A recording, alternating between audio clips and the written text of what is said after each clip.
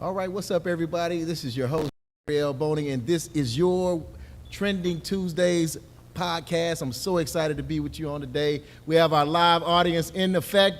Live audience, make some noise. That's right, that's right, that's right. It's reality, politics, culture, news, and a boost to comedy. And again, I am your host, Jeffery L. Boney.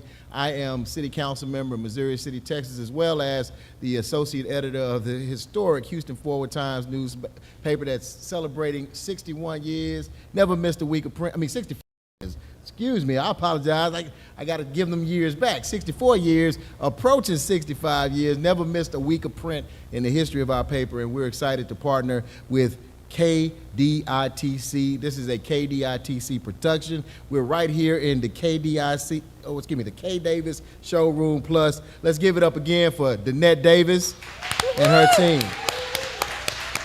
For more information, please make sure you visit trendingtuesdays.com. Again, that's trendingtuesdays.com. I'm gonna get right to it, y'all. We have a couple of great and phenomenal guests today.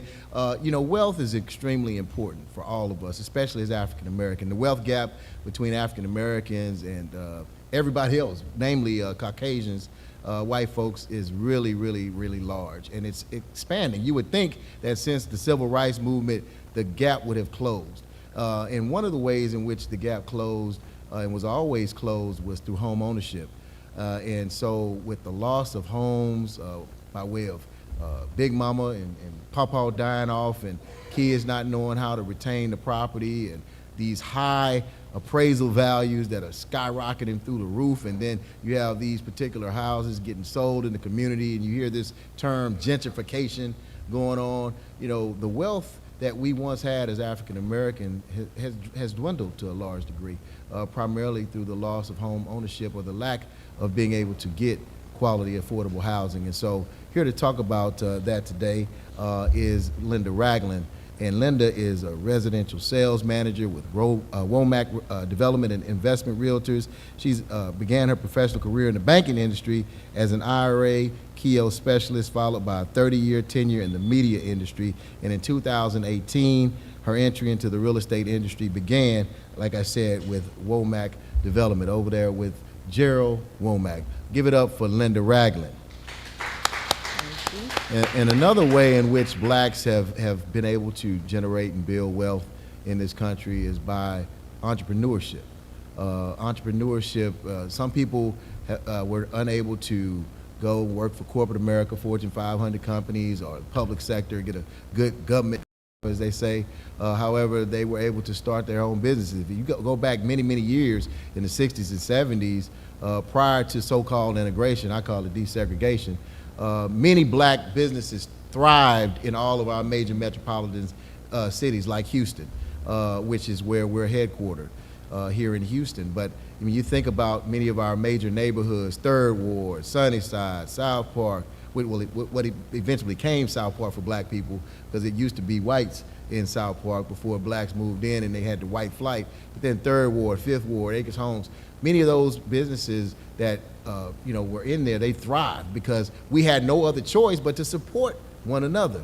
There was no other options and no other alternatives. And so black businesses, integration, desegregation started to also fall off by way of a lot of things. You had affordable action that was put in place in various other programs, and what we see now is a lot of these programs are starting to be attacked.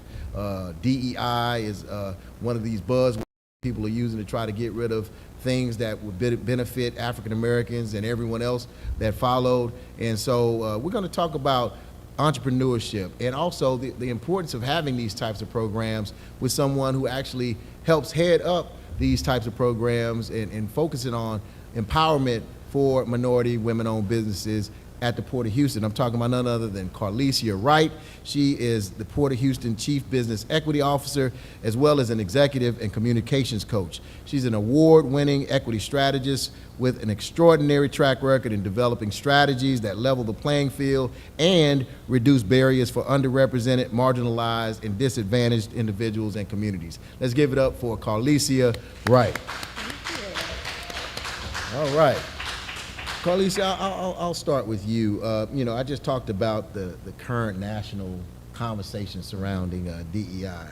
and there's this push to ban DEI, diversity, equity, and inclusion, for those that don't know what that means, in higher education. And I kind of see that there's probably going to be a push soon to try to also attack programs that benefit small businesses. And so I guess, how do you see the role of diversity programs in organizations evolving and helping businesses that are marginalized? Yeah, no, thank you so much for that, Jeff. I think that those are two very good questions, two very loaded questions. Diversity is being challenged, but what we know about society is that diversity is enduring and it's evolving. We keep adding dimensions of diversity and diverse perspectives. And diversity is so much more than just race or gender. And so we talk about minority business programs, we talk about women business programs. But even as you start to look at workplaces, diversity is about neurodiversity. It's about social economic diversity. There's many of us are first generation as African Americans. I'm a first generation college student. Oftentimes when you think about first generation college students, you also have to think about first generation entrepreneurs or first generation individuals that are coming in, into corporate roles, so first generation professionals. But, diversity, at the end of the day, like I said, it's enduring. And as much as there is legislation that is challenging diversity programs, undermining, at the end of the day, there's going to be a tension with individuals that represent the various dimensions of diversity. And that tension is going to require that organizations, leaders, entities, whether it's government entities, are creating access to opportunities. That tension of wanting to access opportunities is not going to go away. The tension of folks, if you're talking about an organization like the Port of Houston or the City of Houston or a school district, people want to feel respected and regarded, and making sure that they have not just access to opportunities, but they have respect and they're given the same due diligence and respect. And so maybe it won't be called diversity. It won't be called DEI. But at the end of the day, you're still going to have to respond as leaders, whether it's in your role as a city council person or a mayor or the head of an organization. You're still going to have to provide respect. You're going to have to include the various dimensions of our society, and you're also going to have to provide access to opportunities. And I don't think that the community and stakeholders will step away from that. Yeah, so Linda, speaking about DEI and whatnot, there seems to be some changes going on in the real estate industry that are impacting a lot of African Americans who actually utilize real estate as a form of entrepreneurship for themselves. I mean, they have real estate brokerage firms or are agents and have been for years, and so there are a lot of changes. So can you talk about the impact that some of these changes are having in the real estate industry? There are a lot of changes in the real estate industry as a result of a lawsuit filed against the National Association of Realtors, and that was related to how they felt the commission structure was. They had a mindset that it was fixed, but all commissions are negotiable. They always have been. I think with this, with the new change, there are now disadvantages not only to real estate agents, but to some buyers. It is being promoted and aggressively promoted that sellers are no longer, they don't have to pay a buyer's agent's commission. That's always been so. They've done it to promote the sale of their home. They paid the buyer's agent to bring the buyer and to bring them a qualified buyer and to work through that process. So for new agents, it's going to be a challenge. For seasoned agents, I've already taken about 4 classes. I've been in various webinars. We now no longer can show a home to a potential buyer without a buyer representation agreement. That is a legal agreement. However, it's always been there, but there are occasions if someone I know and I want to show them a home, I can't. I can be fined up to $500 if I do that without a buyer's representation agreement. Now, the other thing is that in the past, on what's called an MLS listing, agents knew what the commissions were. So agents, we are commission-based. So we have to know, well, in bringing this buyer to the table, the work that I'm going to do for 30 days, how am I going to be paid? So that's no longer on the MLS. So Jeff, if I was taking you on a home tour and you're wanting to see 7 homes, I actually have to reach out to 7 different real estate agents to find out if that seller is paying an agency commission. But not only that, I have to know from you, there will be homes where the seller is not paying a commission and the buyer is responsible for paying their agent. So that's a hardship. For many first-time home buyers, it's hard just getting the down payment itself. So now you're saying on top of that, if this home that I really, really want, the seller is not going to pay my agent for the work that they've done, I'm going to have to pay that, and that can be a lot of money. It really can.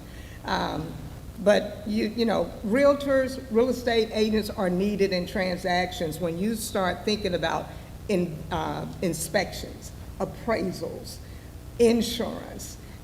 It's a lot of work that goes into one of the largest investments that will be made by a person. So it's really a lot that's going on. There are all, you know, it's trending that we may find ourselves in situations where offers are going to be sent to sellers and they can, at the point of receiving an offer, change what that commission is.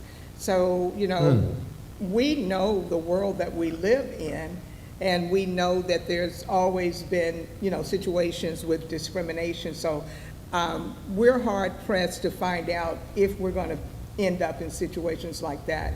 We hope not. Wow. But it's a possibility. You know, there's this conversation, and it's been, you know, bubbling up across the United States, and talking to a lot of my colleagues at various municipalities across the United States about affordable housing. And so when people hear the words affordable housing, they think about Section 8. They think about somebody that's poor, that's below the poverty line, that just, you know, needs to have that's on WIC or food stamps or whatever, and just can't really afford to live. So they think about like projects or some stuff like that. But true affordable housing, which I tend to reference as workforce housing, you know, there are a lot of people who can't afford to live in some of these high-priced homes. So you have to give them options for living situations that are not going to put them in the street because they can't afford to live in a $300,000-$400,000 home like y'all.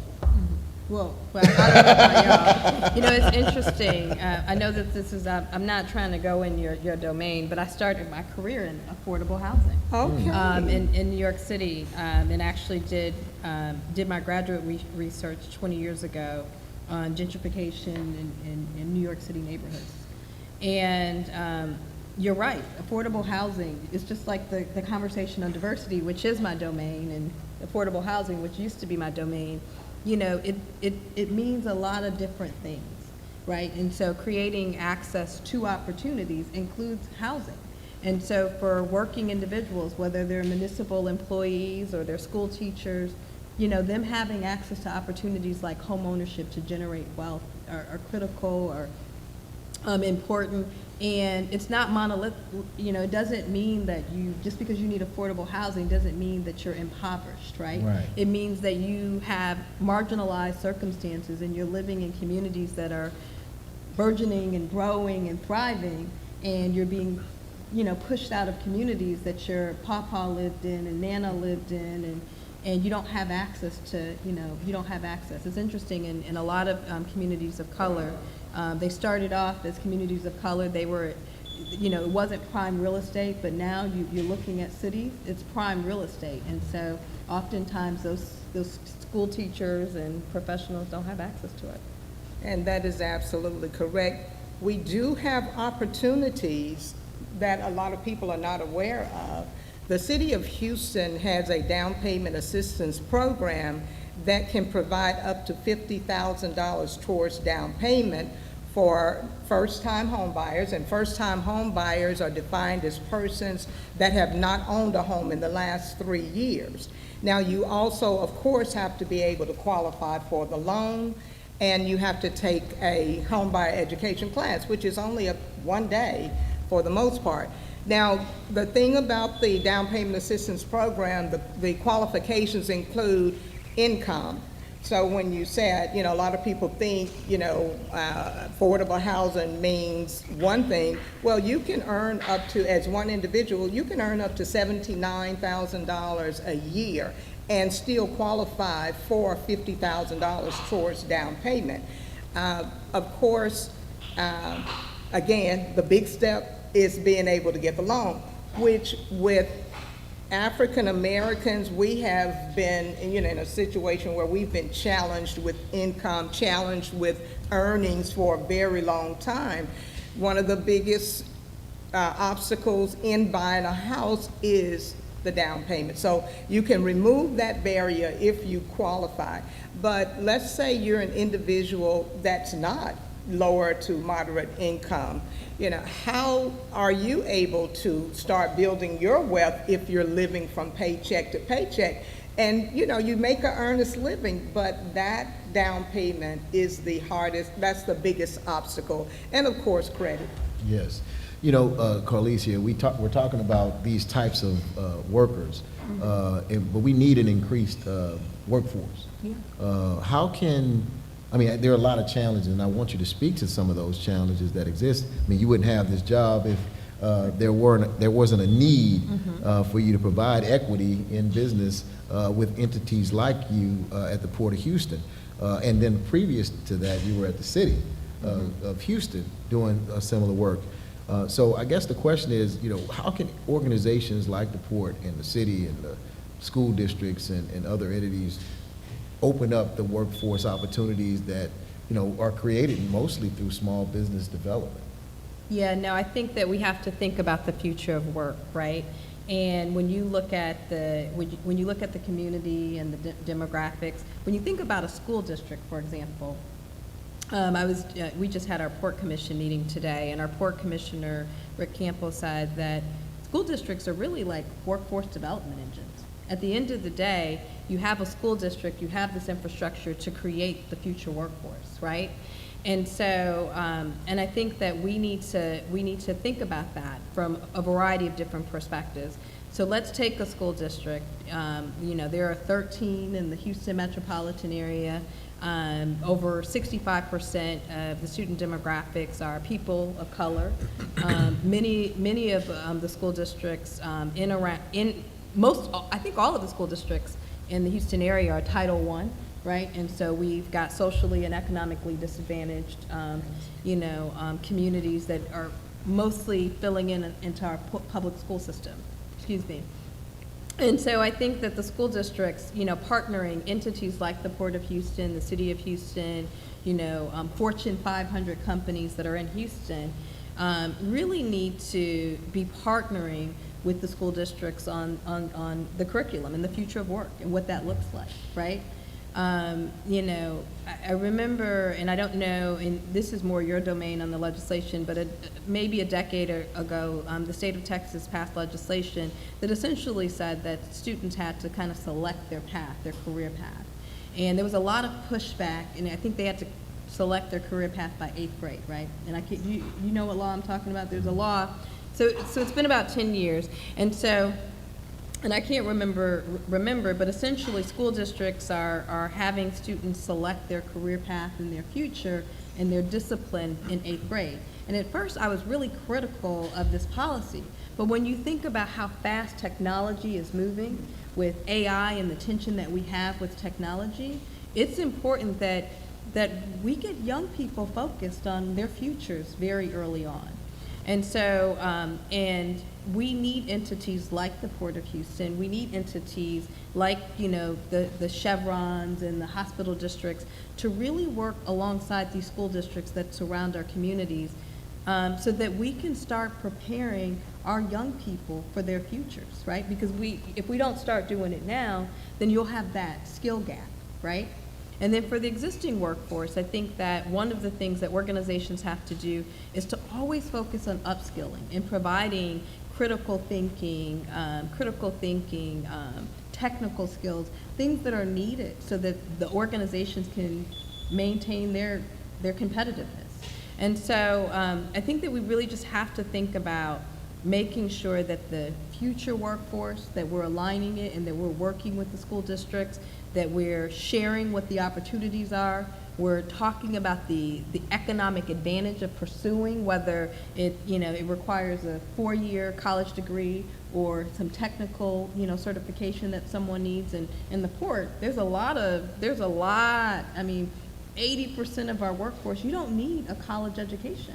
You need certifications, and you can make not just livable wages, but thriving wages to be able to afford that home. And so how can we make sure, we've got to do outreach to these community, to the school districts, and help them understand, a pilot, right, that deals with our ships. Yeah, directs them. Right, and within 10 years, working 6 months a year, they could be making $700,000 a year. Yeah. Without a college degree. Yeah. And so it's important that we educate. The port is really committed through our maritime education program that we're educating, and we're partnering with public schools on our maritime education so that we help folks understand the opportunities. And so I think that that's going to be critical. The outreach and education and getting the students excited about the future. I'm happy to have worked with, when I was serving on the Port of Houston Advisory Committee Board, with Carl Davis, who's also a fellow Jack Yates High School graduate, with me to bring a maritime program to Jack Yates. And there was a lot of pushback at that time from people that don't look like us, y'all already got a school of communications over there. I was like, yeah, but I want a maritime academy, because they were like, they only wanted it at Austin High School. And I was like, well, okay, that's cool. Austin can have theirs. I don't want to take anything away from Austin, but we need this type of program at Jack Yates High School. And so it's been at Jack Yates High School. It took a while to get a lot of the same resources that Austin High School originally had, so like the simulators and all that stuff, but it's been there, and it's been very, very successful. And Yates partners with Texas Southern, who also has a maritime program. So like you say, nothing but a high school diploma. Of course we want to encourage post-secondary education in any shape, form, or fashion that we can, but nothing like on the job training and also learning these technical skills that you just mentioned. But these individuals can make $500,000 or more. Well, I could tell you right now, I got post-secondary, graduate degrees, working on terminal degree, and I'm nowhere near $500,000. So, yeah. No diss to post-secondary education. At the end of the day, when we look at our students and we look at our communities, we have to help them see the economic advantage of all of these alternative opportunities, whether it's maritime, whether it's nursing. We can't have a fixed mindset as a community that is only focused on post-secondary education when there's a plethora of opportunities that create living, thriving opportunities for our young people to take care of their family, to afford homes. Yeah, so Linda, I was going to say, you 30 plus years in the game, in the media. I know you were with, what's it called, Urban One now, but it was Radio One prior to that. And then, of course, you were in banking and doing all that. And then you shifted to real estate. Why? Why real estate? Actually, I started taking real estate classes before I moved to Houston. I was in the media industry, but only maybe 5 years in. I started taking real estate classes. I've had an affinity for real estate, architecture, interior design all my life.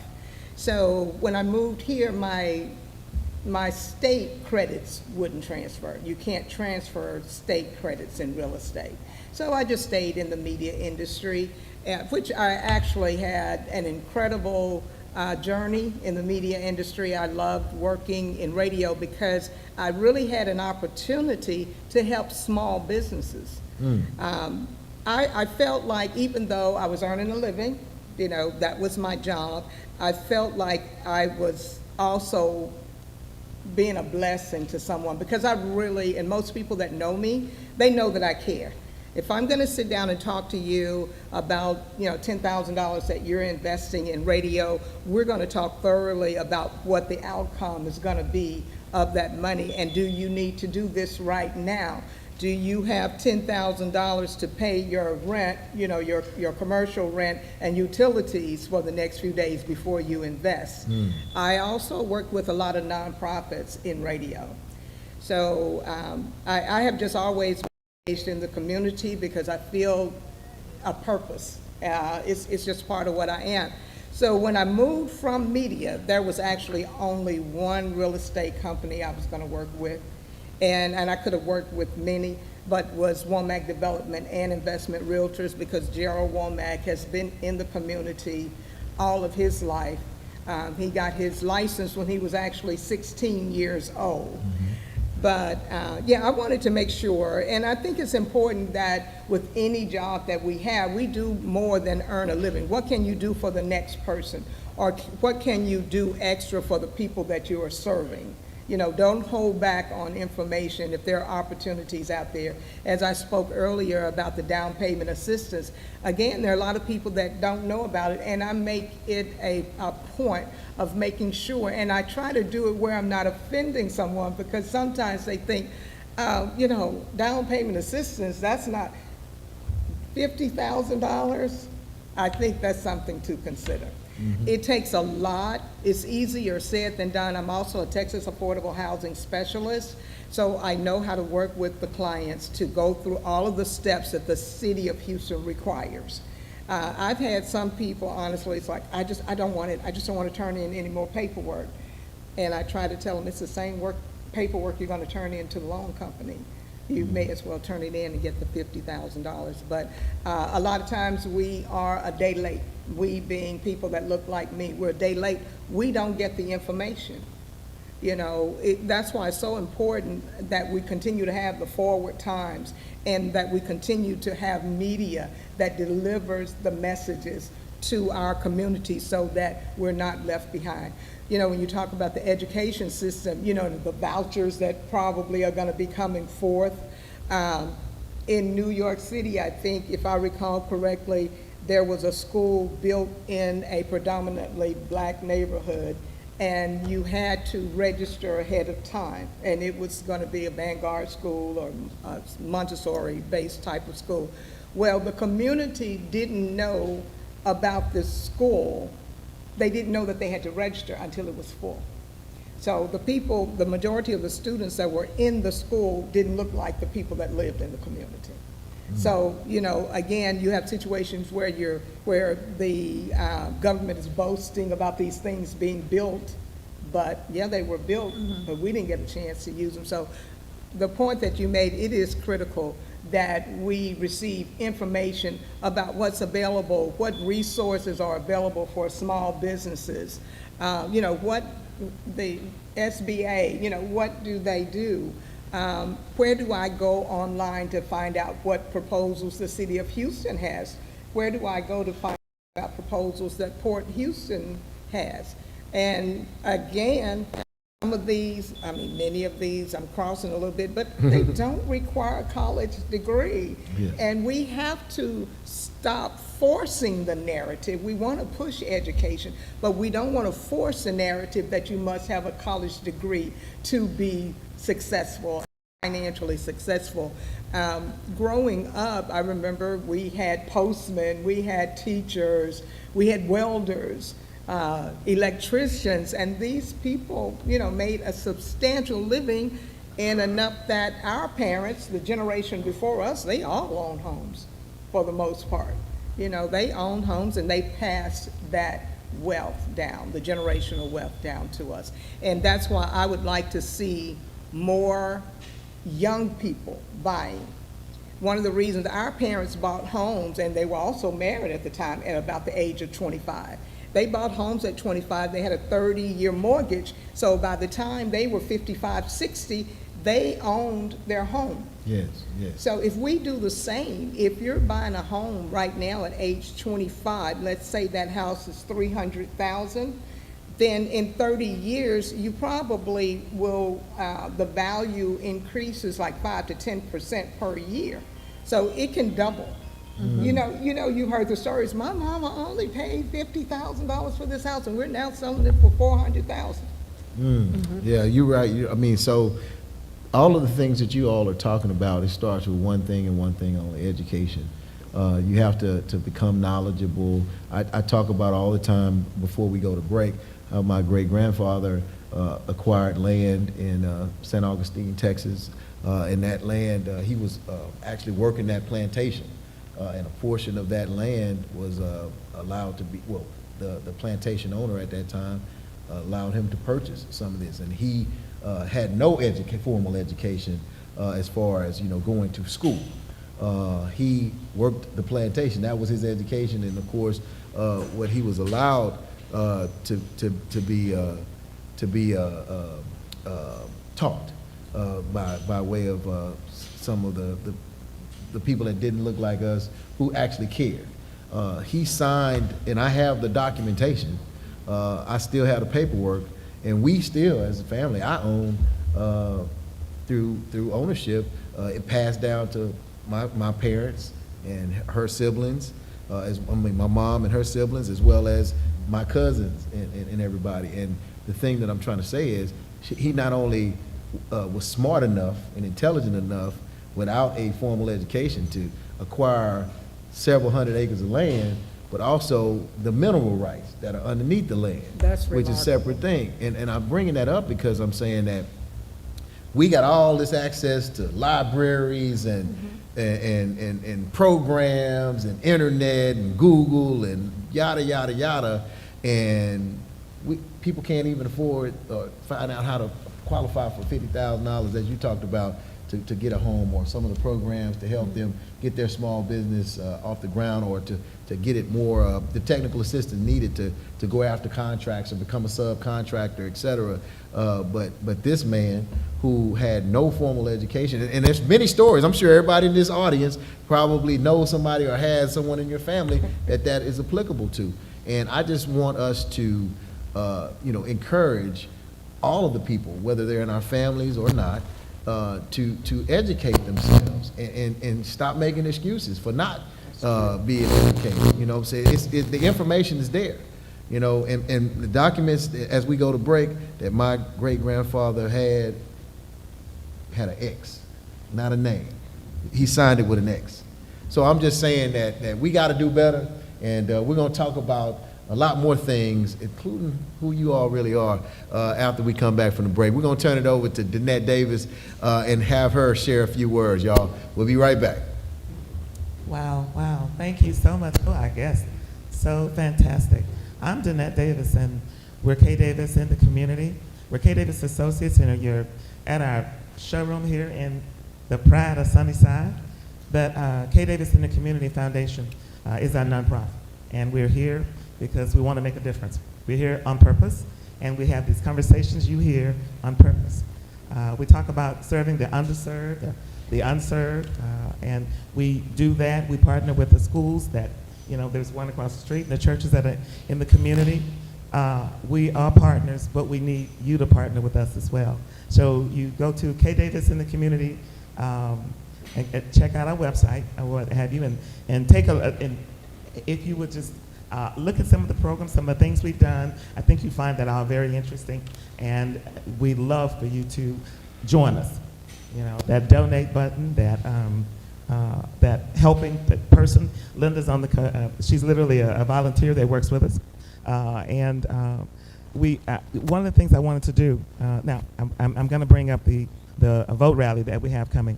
Linda, one of the things that we do, Trending Tuesdays is every other Tuesday, but we're going to, next week, because the last day to vote is October 7th, and our date would have been the 8th, then we're going to have a Pride of Sunnyside block party, get out to vote rally right here. We're partnering with the church across the street and other churches and community agencies, NAACP and others who are interested in us voting, and that means everybody. We all need to vote. It's a thing. K. Davis in the Community will have food trucks. We're going to make it a thing so that people will come out. A-Rock, and I talked with DeAndre this morning, and they're going to do whatever they can on the day of voting. He's going to make 3 vans available. And if folk need a ride, that old school, back in the day that my grandfather and his folk did, pick up that person and drop them off, or that college student that needs to get to the poll. We're doing that because we understand the stakes. We understand the stakes. This is not the same old thing. This is a new one. But one of the things that you'll find that we do, we love art. We say mind, body, and spirit is art. And I'm just so excited that I'm looking at Jolando. Come on up. Jolando plays sometimes for us.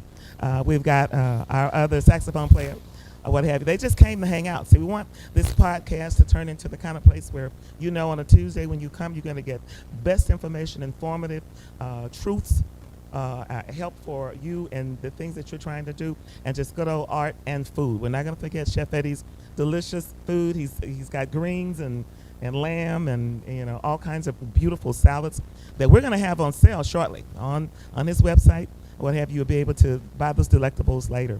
But I wanted Jolando's working on a project, and I want you to come up on saxophone, play as well, and he's going to share with you a little bit about his project that he's. Okay, hello everybody. Hope everybody's having a good night. Get out the vote. Yes, indeed. My name is Yolando Johnson, and I'm working on a few projects. One particular, they're all dear to my heart. The first one is it's called Music to Math, and what that is, excuse me, is going to be a program that's going to help students learn math through music. Music is my love, of course, but growing up, I hated math. But I loved music. And then once I found out the connection between the two, as I started playing with different musicians, I figured that if I had known the connection where a lot of doctors and engineers and scientists are also musicians, and I found that out playing with them on stage. And I figured out what the connection was, that it requires a lot of math, just like music. And so if I thought I'd known this, I'd have done better in math growing up. But there's so many kids out here today that are struggling with the subject, and math is a very important subject in our society. So I just want to do my part to help. Another thing I'm working on that's also near and dear to my heart is a tribute group called the Crusaders Experience. If you are familiar with the jazz group, jazz legends, the Crusaders, they came straight out of Fifth Ward, and they achieved success. They were here in Houston for a good while, making a name for themselves as the Swingsters. And in the early 1960s, they were at TSU, my alma mater, and TSU in the house. Before they left for LA and made themselves an international success. But I decided that this group has great music that should be preserved, and I figured that I would put together a group to keep the music going, keep the legacy going. I'm proud to say that everybody in the group is from Houston, just like the band. So we all, it's a labor of love for us, and eventually we'll be doing something here with Danette. Yes, they will be featured here. If you were here at Christmas, last year, they were the band. What have you? He has many hats. He's 1, he's 10, he's 15. I don't know. The band gets larger and smaller as we need him. And I want you to introduce yourself. He's going to do a little music for us later as well. Hello, my name is Dorian Gray. Just some of the local talent here in Houston, and looking to play a little music for you tonight. I hope you enjoy. Me too. Wasn't it with Prof. Harris, Texas Southern University? What have you with his? What was the name of the organization? Well, it's been many years. Oh, okay. All right. Yes, but this is where I met him and what have you. I was on the board, and if you know anything about Prof. Harris, who started TSU Jazz Ensemble, what have you, and People's Workshop. That's what it was. I was on the board. Thank you for reminding me. But Dorian was one of our, and I've been in touch with him ever since. So I just wanted to, music, art. It's also what we do. And we think introducing it to the community, involving children. You see art around. You guys want to come and visit with us or what have you, and support local artists as well, because it's what we do.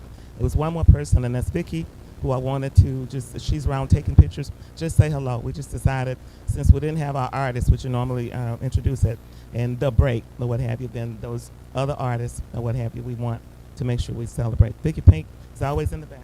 She's a well-known. Hello, and I enjoy working with Danette, and I look to do some more projects with her, and just I love the space and everything, and the good environment, and it just, she has a lot of creatives here, and it's a great podcast, and I enjoy coming. Yes, that was one of her shots. When we did the George Floyd unveiling, Vicky was there, and when we decided to share it with the folk who were not there, we put it in metal and on wood, and we got a little grant, and we take it around town and show it. So Vicky's been around with us for a lot of years. So just want to that back with that. We're gonna bring it back to you guys, and then after we'll share the food. Hope you enjoy. Thank you. Thank you. Push subscribe.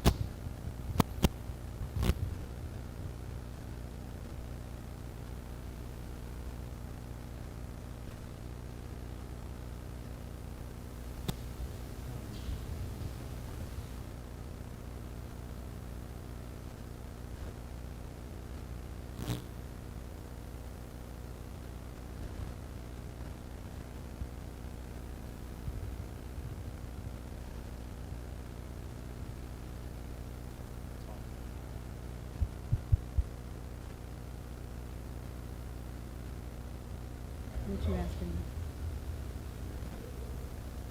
All right, y'all, we are back. Of course, this is Trending Tuesdays. I'm your host, Jeffrey L. Boney. Let's give it up once again for Danette Davis. Yes, indeed.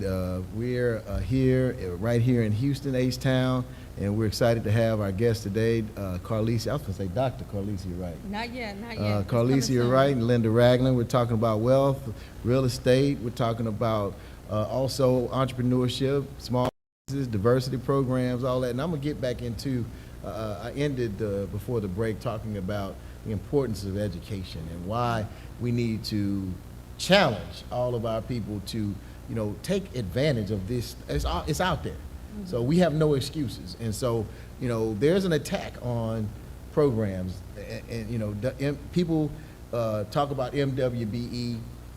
When these types of programs came out, affirmative action and the like, it was for black people. Let's just be honest. Black people were the ones that were being discriminated against heavily. We were the ones that it was a distinct and knowledgeable, attack on black people of African descent here in America. And so these programs, these initiatives, these types of efforts were put in place to try to help black people to stop the attack. Right. Economically, socially, physical violence, segregation, etc. Mm-hmm. Everybody else has jumped on board. I'm gonna say that. You're not saying that. I'm just saying you got a job to do. But I'm saying that MWBE, everybody now wants to jump on the bandwagon. We kicked the door in. We endured all of the bump, got all the bumps and the bruises and carried the heavy load. And then now everybody else is like, okay, now that you got the car out the ditch, I'm gonna drive it now. And so tell me about why MWBE programs, diversity programs, are so critical and important to sustain. No, so this is, you're gonna have to tap me when I gotta stop. Okay. Right. So you see, I'm leaning into the camera. But so first off, I think that you bring up a point. It's important as we think about DEI in 2024, right? So diversity, equity, inclusion, it's an immersion of so many things, and it includes so many dimensions. And so the historical context to DEI is embedded in the civil rights movement.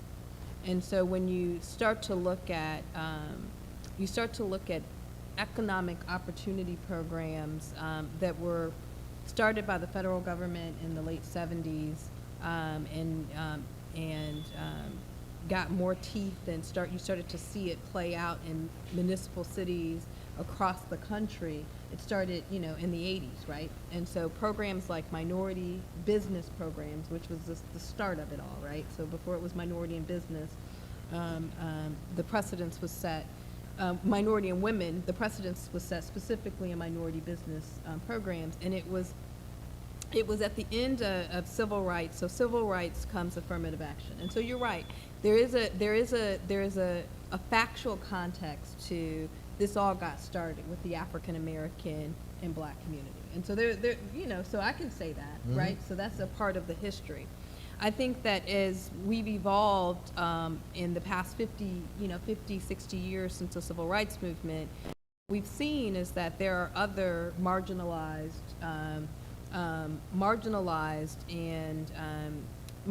communities, right? And so, the footprint and the framework was established by what was happening to Blacks and African Americans in the United States, right? And so that's how we got to where we are now, where it's inclusive, but it's inclusive of so many groups that have been marginalized or have had barriers because of, whether it's because of their race or in the case of women because of gender, right? And so it is more inclusive. And so yes, I do, and in my role and the roles that I've had for the past couple of decades working in government has been focused on the inclusion of historically marginalized communities and individuals. So why is it important that we have programs that are economic opportunity programs that focus on the inclusion of minority businesses and women businesses, right? So why am I even doing this work? And I think at the end of the day, what it comes down to is there are a variety of reasons. One is economic resilience, right? And so, as we think about society, there's only, you've heard of the Fortune companies. How many it's Fortune 500, right? Well, Fortune 500, there's hundreds of thousands of small businesses. And so when you think of our economy and what our economy is driven by, it's driven by small businesses. And so, and then you start to look at it and you start to take those small businesses and look at the demographics of those businesses, and oftentimes, they're made up of diversity, Black businesses. So Black businesses, Hispanic businesses, Asian, all of these different businesses they're made up of. And if we want a society if we want a society or a country that is going to thrive, we've got to make sure that we have economic resilience. And you don't do that with Fortune 500 companies, right? You do that by making sure the infrastructure, the backbone of society, which is small businesses, which is minority businesses, which is women businesses, that they are participating in supply chains. And so I've been working on the government side of creating access to opportunities. When you think about government, it's your taxpayer dollars. Well, you work, you work. I pay taxes now. I You wish I pay didn't. taxes. I We wish all I pay didn't, taxes, but right? I You pay don't get a taxes. waiver 'cause you work in Yeah, government. I'm not Trump. I pay taxes. So you don't get a waiver because you work in government. But when you think about the fact that individuals in our communities are going to work every day and they're paying into the tax system, and it's, and there's federal, state, whether we've got real estate, we own homes, we're paying into the tax system. That money is spent on infrastructure and sustainability of our communities. And so if we're a part of the community, we should have access to those opportunities, right? So that we can create that economic resilience of our communities. And so I think that it's critical that we have programs that we not ignore the fact that we contribute to the greater whole. And so as a result of that, we take our talent and our treasure and we create businesses that can support building the infrastructure and the sustainability of communities. The other thing is the economic impact, right? And so think about it. If Womack Development, you are part of the Womack Development, which is Womack. I bought my first home through Womack. Excellent. Yes, my first and only home. I'm still on my first home. But So you when know. you ready to buy that next $1 million house, Okay, that's I'll your call realtor, you, right? Linda. I'll call you, Soror. I will definitely call You you, heard what I Soror. said, next $1 million house. But anyway, go ahead. So, but it's about the local economic impact, right? And so small businesses, minority businesses, women businesses are most likely going to employ people that are in their geographic footprint. And so the economic impact that it has on the local communities that we reside on, you're more likely, if you are a black business owner, to employ black individuals, and you're more likely, you know, to create opportunities for them and create a thriving environment for their, you know, for their families, right? And so the local economic impact is twofold. You're pouring into your community as an entrepreneur, but as a government entity, the Port of Houston, the local impact, you know, around the communities that we serve, or the communities that we're physically in, we reside in, it has a local impact for us. It makes our revenue go up, whether we're a public or private sector. And then it's the social and economic equity.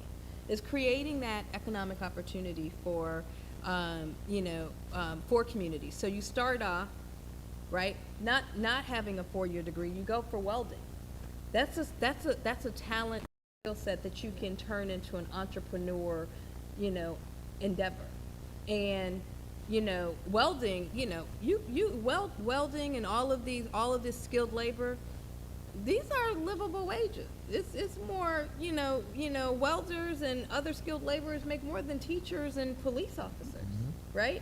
Yeah, they do. Right. And so in taking that skill set and that talent and then pouring into it the aspiration of entrepreneurship, that then goes back to creating that local economic impact and that economic resilience for the community. It's basically a cycle, a cycle of prosperity for the community. And so I think that it is a fundamental, I think that as a stakeholder, as a taxpayer, people should require that governments are held accountable for creating that economic resilience, that economic impact, and that social and economic equity for businesses. And that's why I do the work that I do, whether it's at the Port of Houston or in my role at the City of Houston that I held for many years, is because we have a social responsibility to our stakeholders and to our constituents. You know, many times people get into roles that have our, like there's a saying that everybody may be our skin folk, but they're not our kin folk. And so you have a lot of people. I've never heard that before. Yeah. I've heard that. You know, they have these roles, and they're supposed to be advocates to promote business equity and economic, increase the economic vibrancy of these businesses. However, they become more like glorified gatekeepers to try to keep people away from the opportunity. So it's encouraging when you have or hear someone that, and especially if you can look at the track record and see that they actually have, facts to back up the fact that they actually have given opportunities, allowed people to have access or to create, business case for themselves to get a contract or become a subcontractor, et cetera. So thank you for the work that you do. Linda, you talked about real estate and home ownership, and she talked about having a relationship and holding our elected officials, our governments accountable. Although we don't pay taxes to the Port of Houston. Oh, we do. It's through. Oh, in the city of Houston. On your property taxes. Yeah, in the city of Houston. I haven't been in the city of Houston so long. In Harris County, you pay taxes. In Harris County, right. Okay. Well, I try to save y'all, give y'all a tax break. But no, so you pay to the Port of Houston, so those are your tax dollars. So why shouldn't you have them as an advocate for you when it comes to home ownership, making sure that those individuals that work for the port have homes that are not or are able to rent or have a affordable housing opportunity for themselves? I think that it's critical that, with the school districts, with the local municipalities, with the county, the community colleges, if you have those, that those individuals and the real estate agents, you know, have a solid bond in a relationship. What do you think? Well, I think it's absolutely important that we have the relationships in place. At the end of the day, it's going to be that individual, like you mentioned before, all the information is there. Are we seeking that? So this may sound like a weird mentioning here, but the church has been the biggest proponent of African Americans getting information. The church has been that foundation where persons like Carlecia come in and tell us what the Port Houston has available. Teachers, individuals that are in the medical fields, there are special loan packages for teachers. And I just found out there's special loan packages for attorneys as well. They can almost buy a home without 0% down because they feel that a doctor is going to have, you know, it's going to make enough money. Teachers there and first responders, there are affordable housing programs specifically earmarked for teachers. I had a vice principal to, I think she got about $65,000 because you can do what's called stacking. You can get money from the city of Houston, you can get money from Harris County. But back to the relationships, one of the reasons, again, that I went to work for Womack Development is because of the relationships that we have. We have been able to work with the city of Houston, Houston Independent School District. We've been an agent of record. We have been an agent of record for Texas Southern University. So the relationships are important, but you also have to network. You have to let people know who you are and what you do. So the networking events are important in addition to starting these relationships from the corporate end to the end user. But it's a lot of information that we don't know. We don't know where to go. It's on the internet, yes, but the relationships, as you mentioned, are very important. So we're about to wrap up here in just a second, but you know, I always try to make it a point to have people get to know who you are, not just what you do. So tell us a little bit, Carlecia, about why you're doing this work. Like, how did you get into this work? Like, what made you really want to help people in this way? I didn't know you were going to ask me that, but I'll tell you. So I think I shared with you all at the beginning that I started off in the affordable housing space. So I went to school for broadcast journalism, and I was working, and I'm originally from Chicago, the suburbs of Chicago, but I went to college in the city, and I lived in the city. And I was a field reporter in my junior and senior year for WGN, which is a local affiliate. It's a local affiliate in Chicago. And so I'd work on Saturdays and Sundays and go out in the field, and I'd cover White Sox and Cubs games and you know, dog shows. But I would also cover stories about, you know, the drive-by shooting that took place the night before.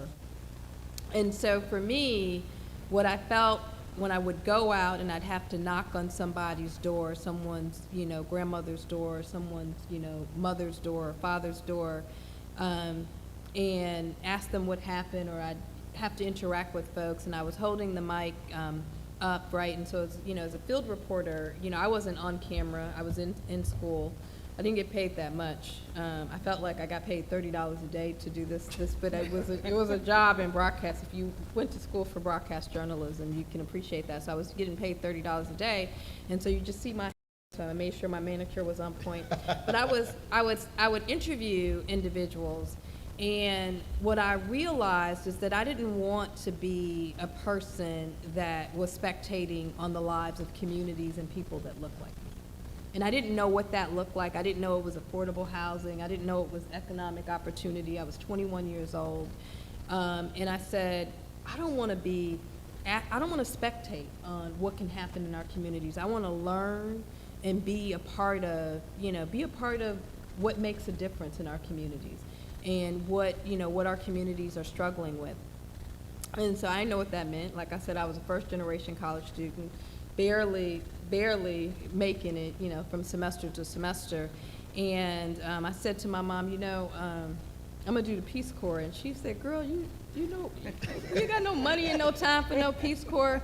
I found an alternative. It paid a little bit more. I did AmeriCorps, and I was stationed in California. So I moved out of Chicago, moved to California, and I figured out, I spent a couple years figuring out what that looked like. And for the past, well, I don't want to age myself, but let's just say I built a career that has been focused on economic opportunity. And so it's about wealth building. And so whatever I've done and whatever my tenure has always been about making sure that I have taken my talent and my knowledge and I've learned as much as I could so that I could be, you know, be a person to not spectate on making our community better, but actually facilitating and helping the process. Thank you. All right, so Linda, you know, you've done a lot of things. I mean, you know, I mean, 30 plus years in the media game, but I've known you, Carlecia, as well for many years now, but known you. Her longer, because no, I'm just well, she started when she was 4, so, you know, but nonetheless, no, but, you know, who have you, you know, I mean, who are some of the people that have influenced you along your journey in your careers? And what would you think are some of your most memorable moments? I would say, actually, my mother influenced me the most. My mother was a business owner. She owned a mom and pop grocery store.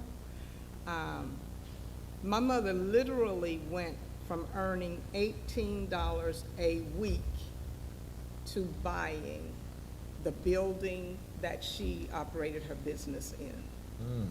So she negotiated with the owner. The owner was ready to retire. She negotiated. The property also had a house connected to it. So she operated that business for 36 years. My mother really cared about her customers. She cared about the community. Our store was almost like our home, our neighborhood. So I was heavily influenced by my mother with her work ethic and realizing that if it's what you want to do, there's a way to do it. I've been influenced by many, many people along the way. I've worked in where I was the only black in the area in the bank that I was in, the only, black in the rock radio station that I worked at. So I also worked with Music World Entertainment, which is launched the recording group of Destiny's Child, Beyonce. I worked with Matthew Knowles, which Matthew Knowles is he is a brilliant guy. We were the exception in the entertainment industry.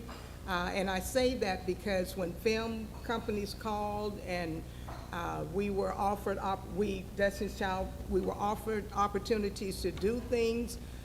We had someone at the helm, and me as a general manager there, that we were different. We were different in our approach. Learned a lot from Matthew. I sat there, the song, Say My Name, I will never forget. You wrote that? I wish. Rodney Jerkins, I think, wrote that. He was a producer for it. But the recording label did not want to release that, from what I recall. They did not want to release. There were different songs. New songs would come in and we would listen to them.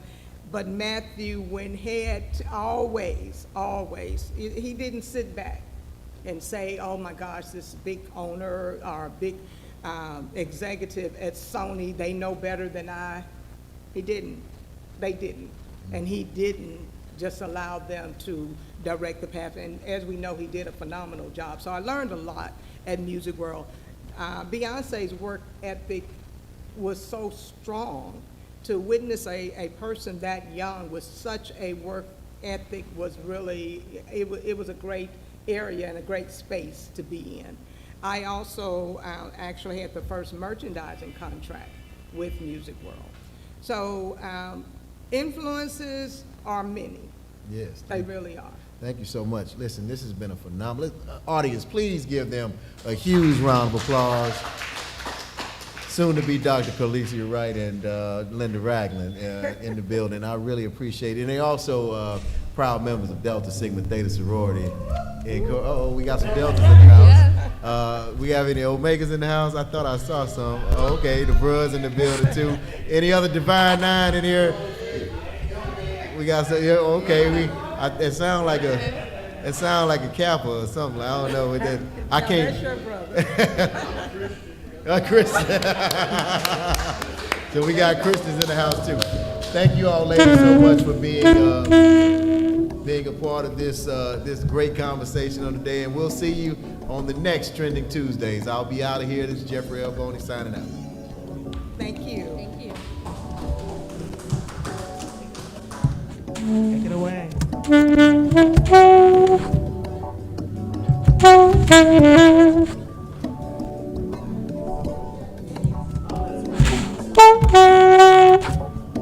right. Is that the out?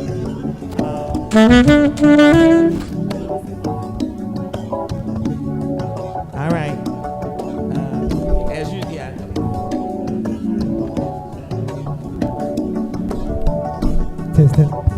Testing.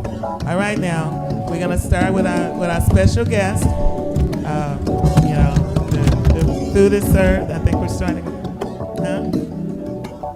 Oh, of course. Yeah. Go ahead. I'll get some pictures. Okay. Yeah. The food is there. The chefs prepared this wonderful meal, and if you like what you see, there's a card up there that says "Tip the Chef." Okay. All right. Lauren says donate to KDITC. There you go. Yeah, our website is up there for you, but we want you to enjoy yourself. Thank you, Jeff and guests.